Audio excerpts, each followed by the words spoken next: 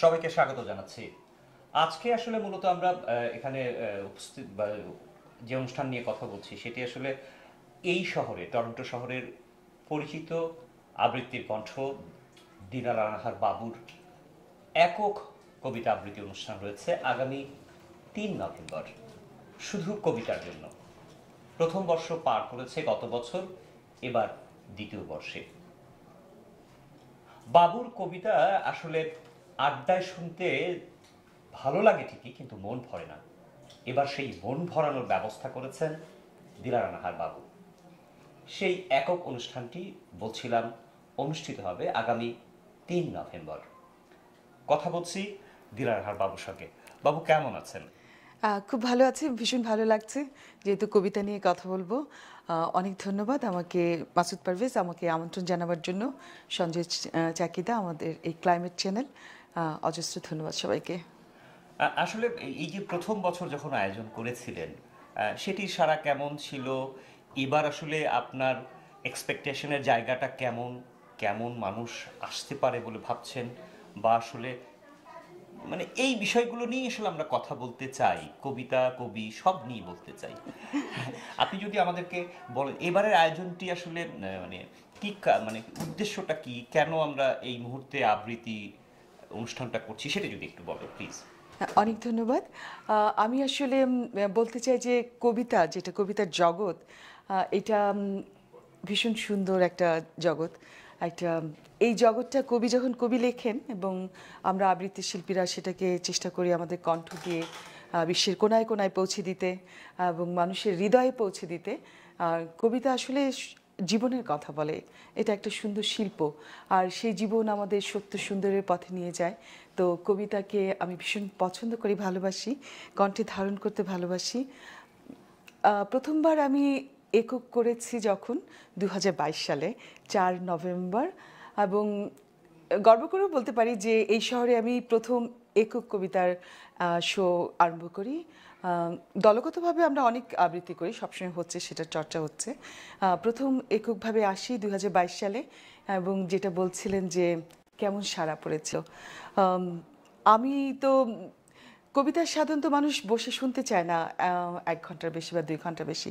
আমি ৩.৫ ঘন্টা এক নাগাড়ে আবৃত্তি করেছি এবং প্রত্যেকটা দর্শক শ্রোতা মুগ্ধ হয়ে বসেছিলেন।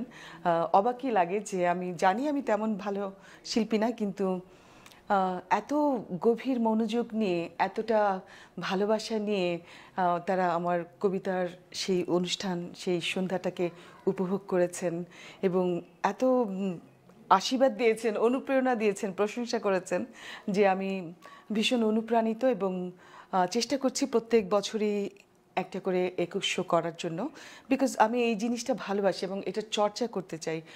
আপনি যদি এটা চর্চায় না থাকেন, এই জিনিসটা আপনার ভিতরে থেকে চলে যাবে। তো যত বেশি চর্চা তত বেশি সৌন্দর্য।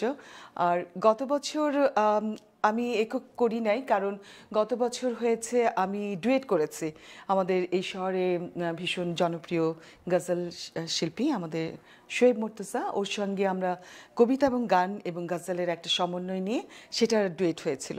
তার আগের বছর, প্রথম বছর ২২ সালে, সেটা ছিল একক। তারপরে আমি বাংলাদেশে গিয়েও একটা ডুয়েট প্রোগ্রাম করলাম ২০২৩-এ, এবং ডুয়েট করলাম শোয়েবের সঙ্গে। তো এবছর এসে আবার আমি সেই অনুষ্ঠানটা আমার কন্টিনিউ করতে চাচ্ছি শুধু কবিতার জন্য। সুনীল গঙ্গোপাধ্যায়ের কবিতা, শুধু কবিতার জন্য, সেখান থেকে এই কবিতার নামটা নেওয়া। শুধু কবিতার জন্য আমি আজীবন বেঁচে থাকতে চাই।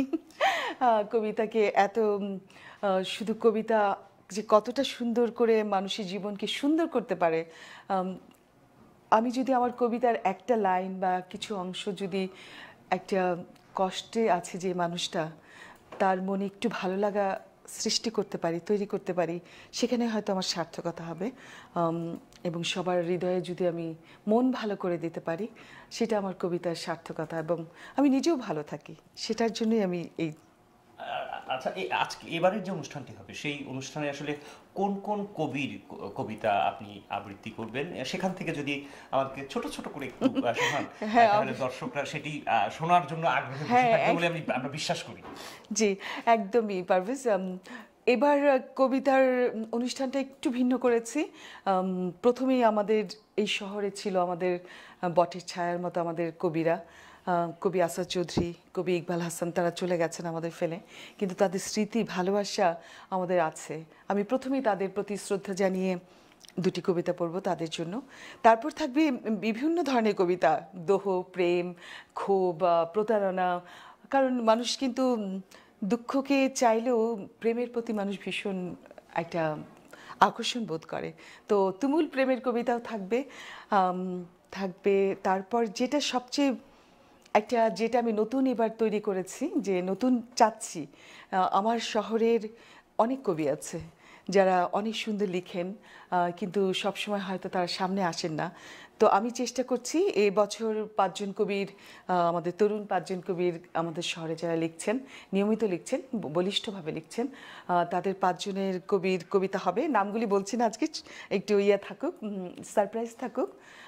পাঁচজন কবির কবিতা পড়ব একদম লাস্টে, সেটা ওদের পর্ব থাকবে সেটা। এবং চেষ্টা করব এরপর থেকে প্রতি বছরই আমি আমাদের শহরের কবিদের কবিতা যেন নিয়ে আসি, বেশি করে হ্যাঁ, পৌঁছে দিতে পারি সবার মাঝে, কাছে।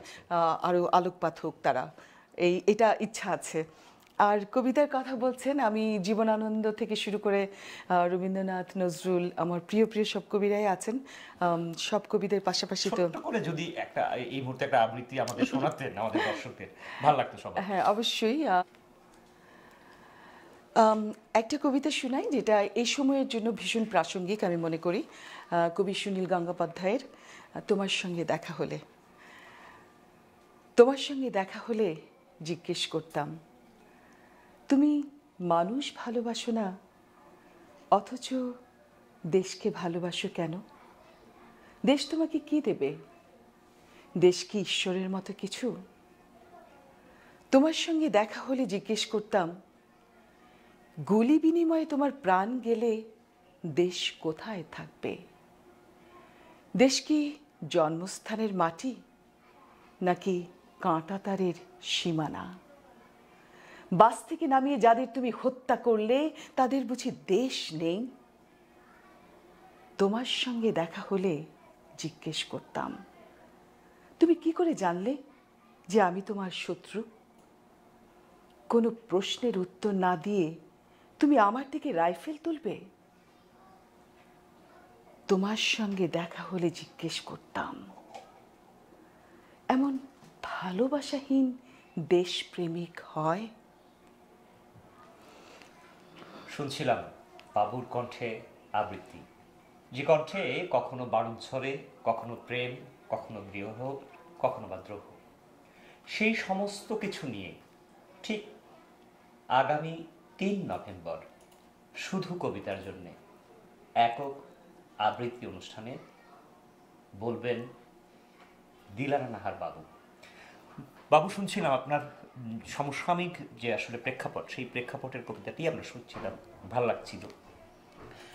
এই এই আসলে দর্শনীর বিনিময়ে একটা অনুষ্ঠান করা, এটি আসলে অনেক কষ্টসাধ্য একটি ব্যাপার। সেই জায়গাটিতে বিশেষ করে প্রবাসে যারা থাকেন তাদের সময়, অর্থ সব কিছু মিলিয়ে আসলে আয়োজনটি করতে হয়। এটি অনেক কষ্টসাধ্য। তারপরেও একটি বছর পার করেছেন, আবার নতুন করে করছেন। এই যে প্রতিবন্ধকতা বা এই জায়গাগুলোতে কি আসলে অন্যান্যদের কেমন এগিয়ে আসা উচিত, বা আসলে এর পেছন থেকে যদি আসলে কেউ আরেকটু সহযোগিতা করতো, তাহলে আসলে আরও যারা আছেন তারাও হয়তো ভালো কিছু করতে পারতো। আপনি কি ভাবছেন? একদম চমৎকার বলেছেন। আসলে এই জিনিসটা আমরা অনেকেই বুঝতে পারি না যে একটা অনুষ্ঠান করতে গেলে খুব সহজ ব্যাপার না। সেখানে মিনিমাম হলেও আপনার $3,000 থেকে $4,000 খরচ আছে। তো এই জিনিসটার জন্য হয়তো অনেকে সাহস করে এগিয়ে আসে না অনুষ্ঠান করতে বা কিছু করতে। তারপরেও আমাদের শহরে কিন্তু ভীষণ ভালো কিছু মানুষ আছে, উদারপন্থী মানুষ আছে, উদার মানুষ আছে যারা সংস্কৃতিকে ভালোবাসে, সংস্কৃতির পাশে থাকে, এগিয়ে আসে। তেমন কিছু মানুষ যদি স্পন্সর দেয় তো অনুষ্ঠানটাকে সুন্দর করে এগিয়ে নিয়ে যাওয়া যায়। তো আমিও চেষ্টা করেছি এবার আমার অনুষ্ঠানে 2-3টা স্পন্সর নিতে, এবং আশা করি সেটা পেয়েছি, এবং সেজন্যই সাহস করে এগিয়ে যাচ্ছি। আর এই সাহসটা যদি না থাকে, তুমি যদি কোনো কিছু ইচ্ছা না করো, সেটার হয়তো কখনোই সামনে এগিয়ে যাওয়া যায় না। তো তোমাকে প্রথমে ইচ্ছা করতে হবে, সাহস করতে হবে, এবং সেটার জন্য তোমাকে দৃঢ়ভাবে চাইতে হবে, দাও আমাকে, তোমরা থাকো, পাশে থাকো, এইটুকু। তবে আমাদের শহর কবিতার শহর, ভীষণ করে সবাই কবিতা ভালোবাসে, এবং আমি জানি আমার বন্ধুরা ভীষণ ভালোবাসে, ওরা টিকিট পর্যন্ত কাটছে। আসলেও দর্শনের বিনিময়টা অনেক টাফ এখানে। আমরা এত কাজ করলেও, আমরা এখানে আমাদের অনেক ইনকাম হলেও এখানে খরচ আমাদের অনেক বেশি, সেটা সবাই আমরা জানি। তারপরেও এত বেশি অনুষ্ঠান থাকে শহরে, প্রত্যেক সপ্তাহে থাকে, তো প্রত্যেক সপ্তাহে মানুষের এত পয়সা খরচ করে টিকিট কেটে অনুষ্ঠান দেখা সম্ভব না।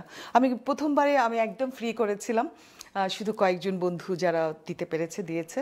এবারও আমি কিন্তু কমপ্লিমেন্টারি টিকিট দিচ্ছি, হাফ অফ দ্য মোটামুটি। আর কিছু দু একজন যারা দিতে চায় আমি তাদেরই বলবো দিতে। না না, আসলে বলছিলেন যে এটি টরন্টো শহরটি আসলে কবিতার শহর। আমি দৃঢ়ভাবে বিশ্বাস করি যে শহরে কবি আসাদ চৌধুরী বসবাস করেছেন সেই শহর আসলে কবিতার শহর হবে না, আবৃত্তিকারদের শহর হবে না, এটা আমি ভাবতেই পারি না। আপনার কথাতেও সেটি এসছে। তো আমরা আসলে আপনার কবিতা শুনবো 3 তারিখে, কিন্তু যাবার আগে আমরা একটা খুব চমৎকার প্রেমের কবিতা শুনতে চাই। খুব হৃদয়ে ভালোবাসা নিয়ে আমরা দর্শকদের আগাম জানাতে চাই যে আগামী 3 তারিখ ঠিক সময় চলে আসবেন বাবুর কবিতা শুনতে। একদম ধন্যবাদ। আমিও বলছি আবার 3 তারিখ, একদম খুব কাছে আমাদের শহরে, মেইন স্ট্রিটের কাছে, ড্যান অন ড্যানফোর্থ। সো কারো খুব অসুবিধা হবে না যেতে, ওখানে পাশে আশেপাশে অনেক পার্কিং আছে, সবাই পার্কও করতে পারবে। তো সবার জন্য আমন্ত্রণ রইল। পুরো কবিতা পড়বো না, ছোট্ট করে শোনাই। ভীষণ একটা প্রেমের কবিতা, আমাদের রুদ্র গোস্বামীর। তুমুল একটা প্রেমের কবিতা ছোট্ট করে শোনাই, কারণ পুরোটা শোনাবো না, পুরোটা শুনতে সেদিন আসতে হবে সবাইকে 3 তারিখে। রুদ্র গোস্বামীর কেউ একটা তো চাই, কেউ একটা তো চাই, টিপ সরে গেলে আয়নার মতো বলবে টিপ বাঁকা পড়েছ, চোখের কাজল লেপটে গেলে ধরিয়ে দেবে। কেউ একটা তো চাই, পিছু ডাকবে, বলবে সাবধানে যেও। কেউ একটা তো চাই, ঘড়ির কাঁটার মতো পাশে থাকবে, অভিমান দেখলেই বলবে সবুজ পাতা তোমাকে ভালোবাসি। এইটুকুই থাক। শুনতে হলে সবাই আসুক, আরও অনেক সুন্দর সুন্দর প্রেমের কবিতা শোনাবো।